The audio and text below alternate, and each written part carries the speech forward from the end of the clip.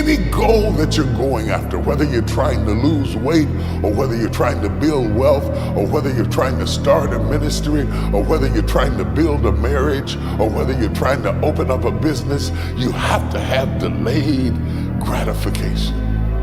If you open up a business and you start eating up all the profits and spending it as fast as you're making it, your business won't last long. You have got to open up the business and ignore the profits.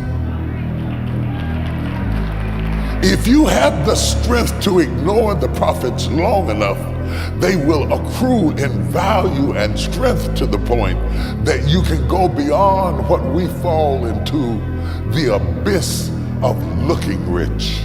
The fear is never reaching your potential. That's it. That always falling short, always quitting before you're done, always procrastinating, always not doing the right thing. And then one day you're an old man. Yep. And you look back and go, God, I could have been great. Yep. It could have been great. I never forget one time I was running by a graveyard when I was fucking just trying to become, I was fat. And I ran by a graveyard and I looked out there and I have all these epiphanies, man. I have all these fucking moments of it's crazy, man, of just thought. Cause I'm always by myself and I'm always in deep fucking thought about how to be better. And I look out there, I'm like, man, I wonder how many of you motherfuckers in there fucking just are so upset with how you lived your life and fucking just regret how you lived it. And I'm running a 300-pound man thinking, man, don't fucking die like this, bro. Don't die like this. So people wonder where this shit comes from me. It comes from such deep thought of trying to see what this is all about. What is this life all about? What am I all about? Why am I here? You know, I had to find purpose. Each heartbreak, like with every bad event that happens in life, sets an important marker that you eventually look back on a longer timeline, and you see the growth and the self-improvement and maybe the hypothetical scenarios that would have happened had you stayed with that person or had you not been betrayed by that person. And yeah, it serves as very important markers on a timeline, but it's only once you progress a couple years past that timeline that you can see the knowledge in it, unless you do it the wrong way and let it spiral you into down the toilet of self-destruction, in which case then you're like, oh, well, that's when my life went completely wrong. So no, that's when you chose to give up. They're two very different things. A heartbreak's fantastic. I wish my heart could still be broken. That would be nice. What made you realize a girl wasn't the one for you? I realize now they all weren't the one, but the problem is I had to be older and smarter to get it. You know, when you're 19, 20, 21, you get your first pretty girlfriend. Oh, no, she's definitely the one. She's probably not. You know, she might be, by all means, but as you grow and evolve as a person, whether it be female company or male friends, as you grow and evolve as a person, you can look at what you knew about those people now, and you just think, well, that was a lucky escape, no matter how much you idolize her at the time. I may well, when I'm 45, look at women I know today and be like, how come I didn't see that this wasn't right for me? Because at 45, I'm going to be smarter than I am today, albeit probably less hair, but I'll be smarter than I am today, and I'll see it then. Nothing ever happened to me in life besides like normal girls you're hooking up with. You realize I don't need to be around this type of person. The obvious shit. If a girl takes drugs, massive red flag for me. I immediately cut people like that off.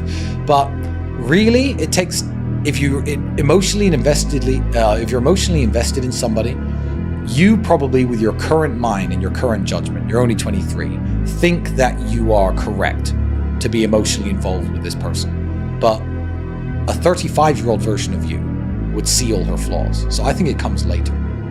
Yeah. I don't care how good you are in anything. You don't have discipline, you ain't nobody. Right. You're nothing without discipline. Because you give up under the slightest struggle without discipline. 100%. I mean, discipline is doing what you hate to do, but do it like you love it. Doing what you hate to do, but do it like you love it. That is a great quote. Mm-hmm. And if you can do that, you could be successful in anything. You know, you normally are. It's easy to give up. You know, Hell yeah. Easy. It's the easiest thing in the world to do. All right, man, I'm done. I ain't going. I ain't gonna keep going. Yeah, I don't feel like going to work. I'm done. Yeah, man. It's easy. It's very easy. But what's hard is going, yo, yesterday I got nothing from working as hard as I could. Nothing happened from that. I'm gonna do the same thing again today, but I'm gonna try to go harder. That's the hardest thing in the world. To get up every day and give 100% and be in the same position that you were each day, but mentally know that you're trying and trying and trying. That's a real grind. We don't push nobody, we don't make nobody. Like, if you don't want, okay, leave. Like, even yesterday, I was talking with them. It was Saturday, and everybody complained about they tired. What you want? All week you was work hard. End of the week, if you don't tired, this is good question. You have to worry about yourself. But this is Saturday. Your 6th day, you work so hard. Of course you're gonna tired. Tomorrow rest, and Monday we're gonna begin one more training. If you don't want, go back to Dagestan and stay with your mom. She's gonna give you every day good breakfast. You don't do nothing. Stay there. But if you come here, don't complain. You wanna become best. You wanna become champion. And now you wanna say like you tired. Who cares? You tired or not? Nobody care about you. Even you, if you're gonna watch fight, you just watch fight. They walk out inside the cage, they fight, and they leave. You don't know what happened behind the scenes. This is not your business. Nobody care about this. He was tired, he have personal problem, family. Nobody cares. You don't know, like, you just see how he fight and he go. And for this one, you have to train so hard. If you don't want, halas, go back to Dagestan. Nobody gonna ask about yourself. Without you or with you, there is always gonna be champions. With your name, this is your choice. You wanna put your name there? Okay, work hard. No? Bye-bye. You're existing in your peasant life. You wake up when the alarm goes off. You go to your job. Sorry. My boss. Okay, you go to your job. You get paid your wages. And you're like, how did Tate get all that money? That guy has $100 million. And here I am, slaving away. And maybe at the end of the month, I might get 5,000 or 6,000. I can pay my 401k. I know it's easy to look at me and realize that I'm a better specimen of man. In fact, not only am I a better specimen of man, I am actually fulfilled with divine purpose. I'm one of God's favorites. Imagine you're God. You're building people all day. You're gonna end up going, you know what? Let me make a really cool one. I mean, you make the peons and the peasants, and then you're like, you know, let me just make a real badass, just to see what happens. I'm God's favorite.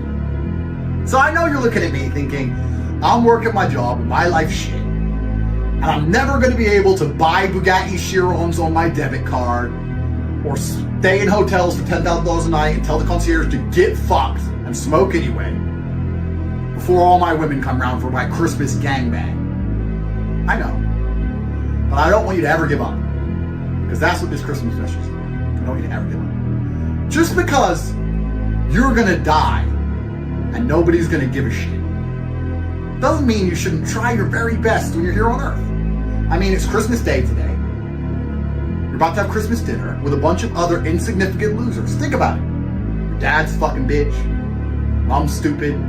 Sister, brother, whoever, losers, your aunt, that favorite aunt, dumb as fuck.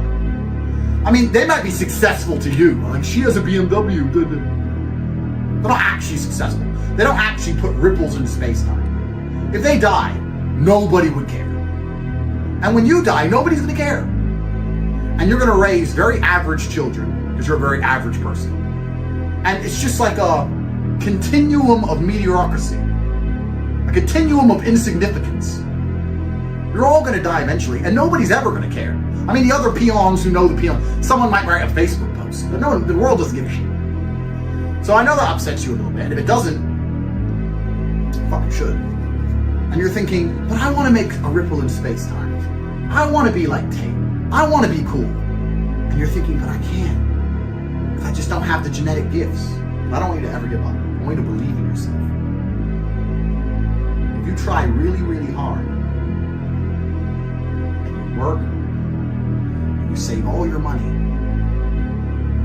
Okay, no, still ain't gonna work. All right, let me change it.